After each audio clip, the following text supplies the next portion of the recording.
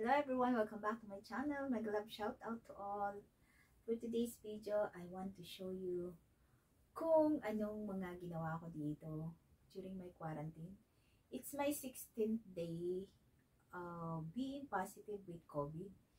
And yeah, naghihintay ako ng result kung mataas na yung aking city value or yung aking antibodies. Kung mataas na siya, pwede na akong pumasok sa trabaho. So, waiting pa ako.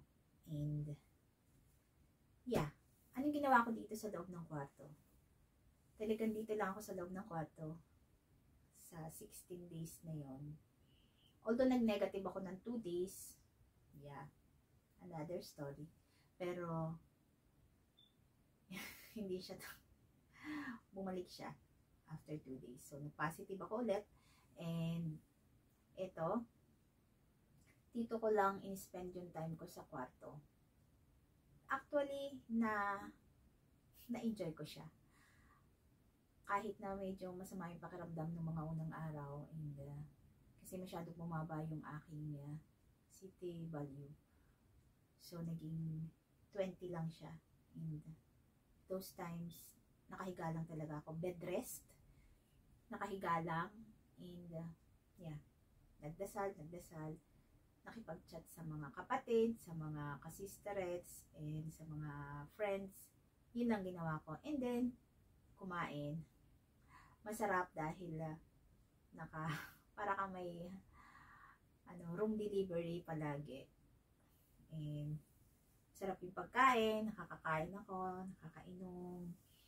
Ayun. So, nagpapasalamat ako kay Lord kasi binigyan niya ako ng time to have a me time. Na-appreciate ko yung quietness and silence. So, natuto akong mag-ukulele. Play the ukulele. Ukulele. So, whatever. Kahit ano tawag dito. Ayun, natuto ako and hindi siya perfect pa. Kasi 1 week ko pa lang namang ginawa yun. Nag-focus lang ako ng ilang araw. And hindi ako marunong yung mga strumming niya. Mahirap. But, I'm trying my best para ma-improve ko siya. And, yeah. Nakakatugtog na ako. Sinishare ko na. Hindi nahihiyang mag-share kahit na mali-mali yung tugtog at saka mga tipa, okay lang. So, ganito yung ginagawa ko para pag-aralan ko yung mga kanta. Nakikinig muna ako sa YouTube ng mga tutorial ng mga tipa nila, strumming. Pero minsan hindi ko rin siya kaya. Kaya, kung ano lang yung kaya kong gawin, yun na lang ginagawa ko. Katulad nito, gusto kong pag-aralan yung Lord, I give you my heart. And, hi guys! Welcome back to my show. Before tayo mag-proceed, make sure na naka-tune yung ukulele tuner pocket para ma-A minor, F, and then the G chord. Yung strumming pattern ng ating kanta. So, ganyan. Napakinggan ko muna siya. Down, up, up, down, down, down, up. So, Down, down, up, up, down, down, down. Down, down, up, up, down, down, up, up. Yun na mahirap. Down, down, up, up, down, down, down.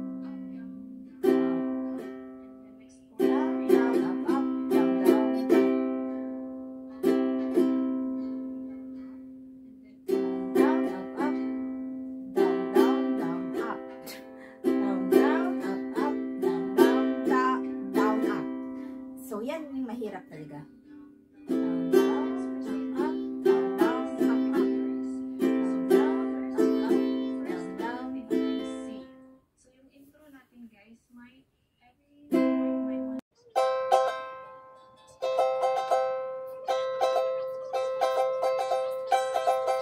Okay, yan. So, pagkatapos niyan, pag-aralan ko yung strumming, Although hindi ko pa siya alam.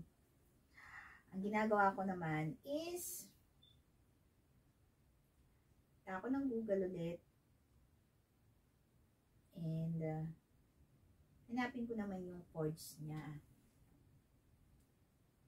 Lord, I give you my heart. Ukulele chords.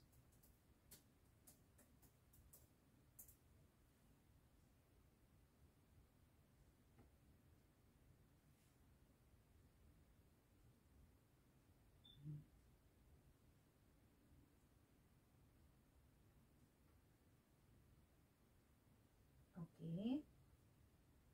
Kapag mahirap yung chords, hindi siya basic, hanap ulit tayo ng mas okay. Kasi mga basic chords pa lang ang alam ko. And ayokong pahirapan ang sarili ko. Mga basic chords muna para pagdating na lang ng panahon, baka kaya na natin ng tugtugin.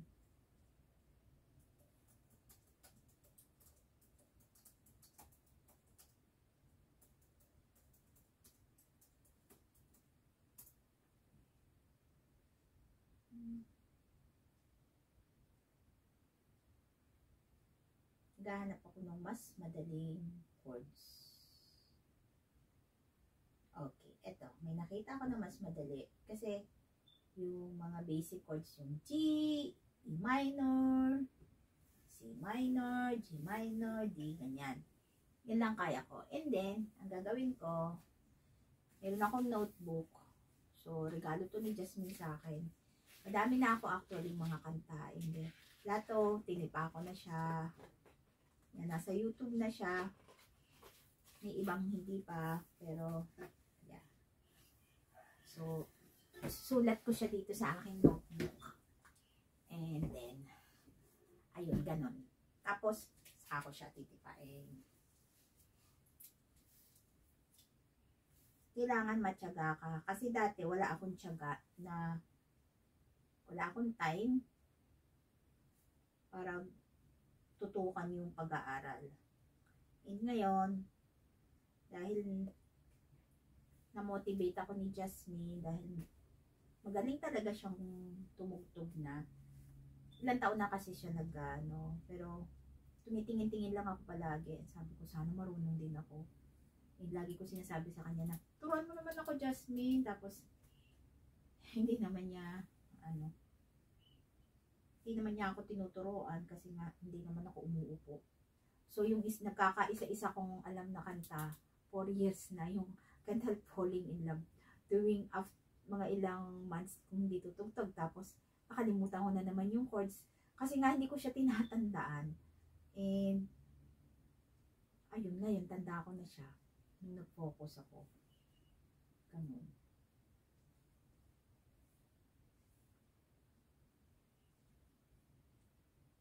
So, yan. Sinusulat ko muna. Pati lyrics. And,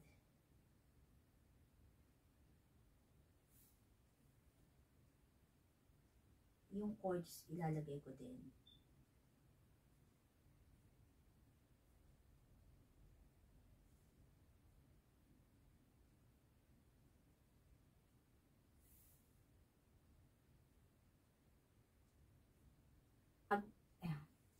Alam nyo ba na kapag nag-aaral kayo ng mga bago, yung mga hindi nyo pa nagagawa sa buhay nyo, try nyo gawin.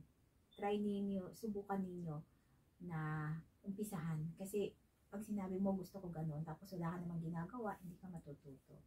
So, yun ang ginagawa ko palagi. Kapag meron akong gustong gawin, hindi ko siya tinatantanan hanggat hindi ko naaabot. Katulad ng YouTube. Nag-umpisa akong mag-YouTube and mag-vlogs, mag-uploads ng mga videos. And then, nalaman ko na pwedeng ma-monetize. Hindi ko siya tinigilan hanggat hindi ako na-monetize. Talagang inaraw-araw ko yun. Nagpuyat ako, nag-livestream ako, naghanap ng subscribers, naghanap ng mga saging, lahat ng ditikitan para lang dumami yung aking subscribers. And naabot ko yun. So, ganon. Hindi ko naman talaga hinahangad na sumikat or dumami ng kita. Although, yeah, why not, diba? Masarap din na meron kang income na dahil sa ano mo lang, sa hobby mo, or dahil passion mo yun, pag-videos, pagka-capture ng mga moments. Kasi actually parang na-addict na. Alam mo yung bawat kilos is binibidyo ko in, yeah, although ano naman, kasi nga wala nang masyadong nag-review. So, ang ginagawa ko, nag-upload na lang ako everyday. And, yeah, kung maka 50 na views, so dagdag na rin yun. Ganon. And dito, nung natuto akong tumipa ng gitara, hindi ko siya titigilan hanggat hindi ko siya mape-perfect. Kahit ilang taon yung lumipas, I mean, siguro, hindi agad-agad, pero syempre, magtsatsaga ka. Hanggang maabot mo yung gusto mo, ma-achieve mo yung goal mo. Ganon. Yeah. Minsan kasi nasa tao lang para, if there's a will, there's a way. Syempre. Ayun. Gustong gusto ko talagang kumanta. Bata pa lang ako, kahit saan ako pumunta, kumakanta ako. Yung mga anak ko nga minsan sabi nila, nabibingin na sila sa akin, sasabihin nila, Laise mama, sasabihin ng mga yun, huwag kang maingay mama, ganyan. Kasi nga, sobrang ingay ko ba. Nasa ang lakas-lakas ko, lalo na kapag naliligo, o nasa banyo. At namana nila yun, may music din sila, kumakanta din sila, kaso hindi nga lang sila katulad ko na ganun ka showy. Kasi ang sarap kumanta. Ang sarap sa feeling ng kumakanta ka. Lalo na kapag worship song, kapag nag-worship ka na ino-honor mo siya, si Lord, gino-glorify mo siya sa boses mo. Ang sarap lang. Kaya gusto kong kumanta sa choir eh. Kaya nga, gusto ko nga lahat kantahan ko na yung mga choir. Ganun. So, hindi tayo makakatapos hanggat ako'y nakikipagdaldalan sa inyo. So, ganyan lang naman ang ginagawa ko sa quarantine ko. Gustong-gusto ko din na nagsusulat ako. Alam niyo yun? Nagkaroon ako ng time magsulat ulit, mag-journal, kasi importante sa atin na magkaroon tayo ng silence. Kahit araw-araw lang, mag-start lang ng 5 minutes or then 10 minutes silence. Yung wala kang ibang gagawin kundi damdamin mo lang yung buong pagkatao mo. Wala kang ibang iisipin kundi sarili mo lang. Kasi maririnig mo yung sarili mo. Naririnig mo yung boses na gustong iparinig sa'yo. Iba pa yung prayer. Kasi pag prayer, syempre, pakinggan mo yung boses ni Lord. Pero pag yung silence niya, ikaw lang, maririnig mo yung puso mo, yung utak mo, mararamdaman mo yung katawan mo, and kung ano sinasabi nun. Ayun. Tapos, after that, isulat mo lahat. Yung mga naramdaman mo, yung mga, kasi pag ako nagsulat, after a while, or halimbawa, meron kang mga problema na pinaprocess mo, pag natapos yun, tapos binalikan mo yun, at binasa mo, maaalala mo, ay, yun pala yung nangyari doon. Nakasurvive ako. So, ang sarap lang ng feelings na maalala mo yun. At kung paano mo siya na-handle, yung sitwasyon na yun. Kung paano mo siya na-overcome, na-get over. Yung mga ganyan. Ay, nako. Nakakatuwa.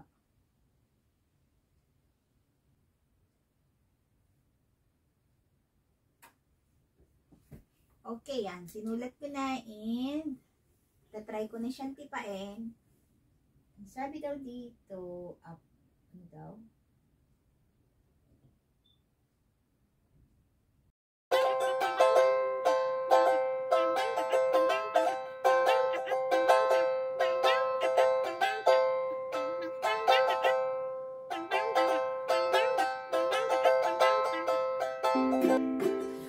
Mahirap.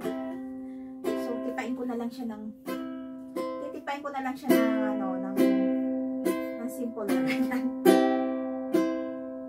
Saka ako napag-aralan, masisira yung utak ko.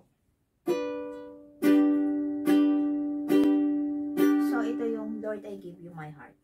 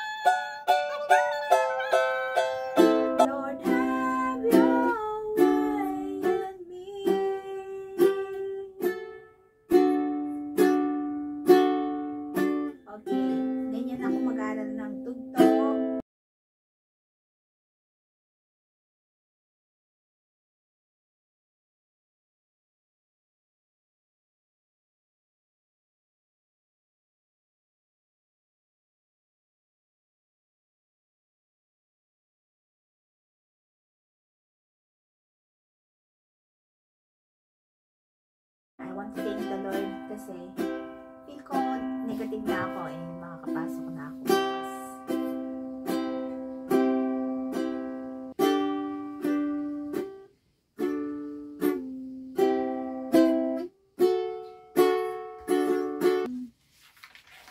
Ganun lang.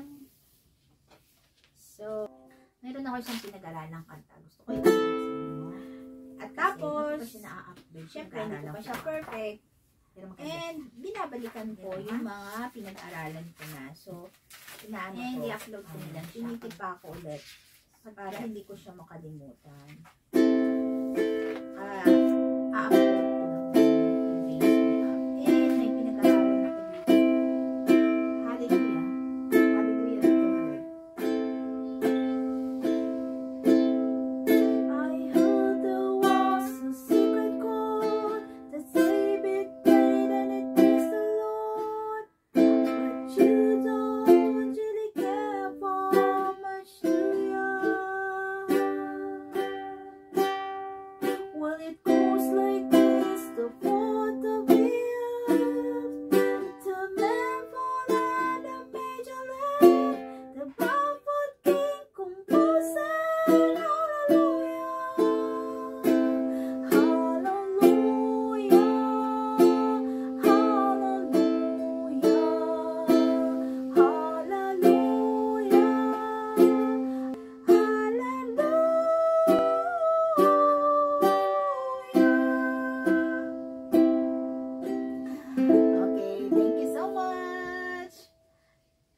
I hope And I pray that I am healed. In Jesus' name. Maraming salamat sa panonood nyo. And till my next ukulele cover, till my next vlog. Yeah, madami ako mga vlog pero hindi ko pa siya na-edit dahil wala akong time. Ito yung pinagkaabalahan ko. So, thank you. Bye!